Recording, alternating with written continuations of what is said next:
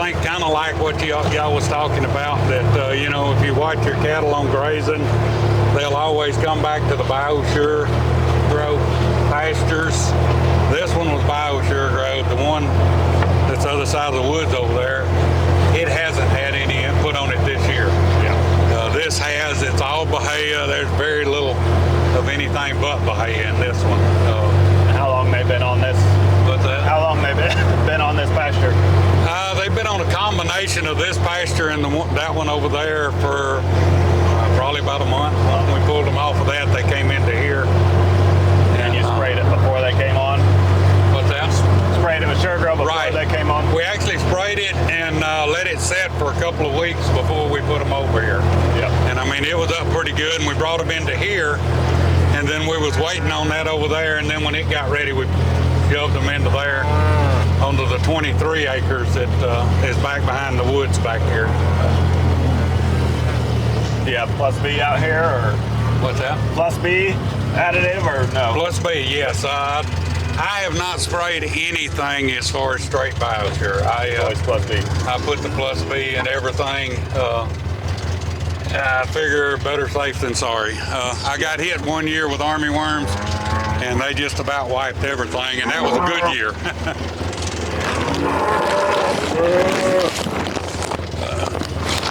Oh, golly.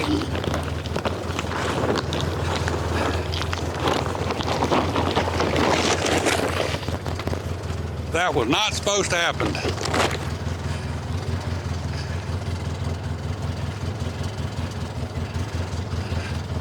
Dumped them all right beside the buggy.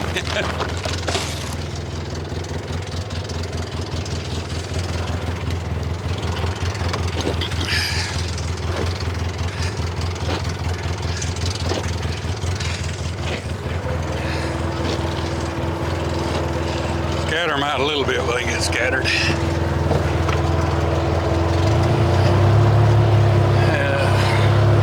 We're actually running one Angus bull and two black Herefords on this place right now.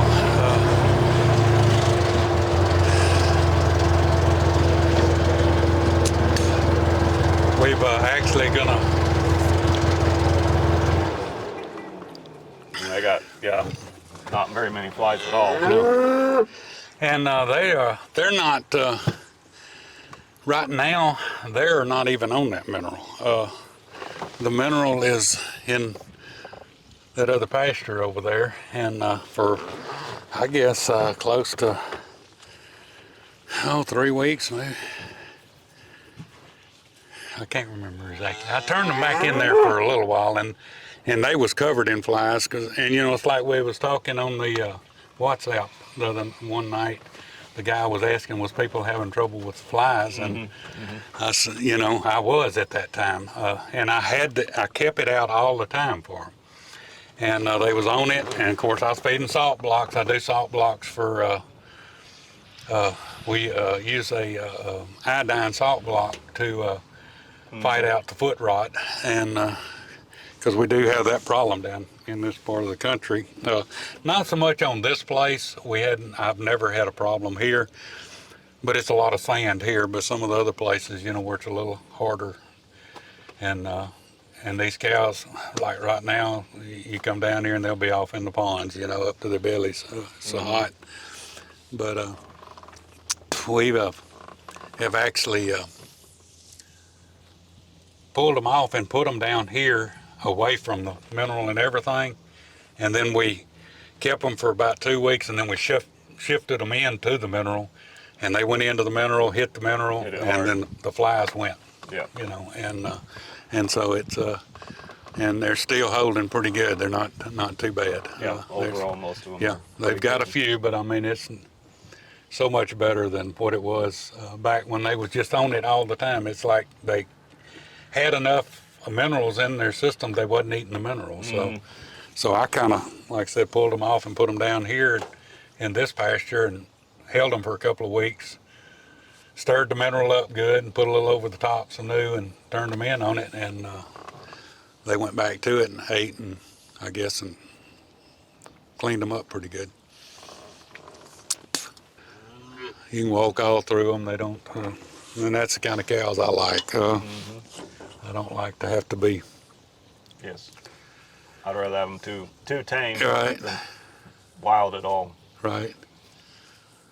And I've got a few heifers in here, getting them bred. They're like 2 years Looked old. like the bull was working when he came over here. Right. Yeah. Exactly. I turned them back in there for a little. And, matter of fact, that 21 there, that Bramer there, she hadn't had a calf, and this what is 23 with the little knotty horns over there, she hadn't had a calf yet. Out of the 4 Banshee sisters is what we call them. So that red Bramer, she's got one, and they're looks like the Angus has been working real good on them, because and a matter of fact, if I'm not mistaken, I'd have to look at the books, but I think we turned the Bramer in with them 4 Banshee sisters in with the Angus, and they're all so far been coming out with solid black calves. So he's doing his work too. So, but How long have you been running cattle? Like all your life, or 10 years? I've been around cattle all my life. As far as for myself, me and my wife, we had some back in the 90s, and then we sold out when we left and went up to Dalhart. I went to work for the railroad for a little period of time, and then when we came back, we started buying a few here and there to put on the place here to keep it. And when did you get this place and everything then? When did you guys move back? We moved back here in 2001. So I'd say, and then in 2003, we bought the 26 acres that wrapped around the home place up there, the 20 acres. And of course, it was all woods at that time. You wouldn't even believe the place if you looked at the pictures from back when we first started back in the early 2000s. And then he got up around 2011. I was doing a job for a guy over there, and I rented a big dozer to clear it, and we put in like 4 lakes up a branch and did a lot of work over there.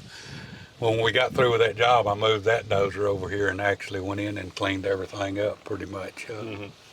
And we last year actually opened up another little section here and getting ready to put it in grass. I was hoping to get it planted this year, but it didn't work out. But had a good bit of ryegrass on it, and so I was any grass that was growing this year, coming out of the winter, I was not going to disc it up and try to plant something else.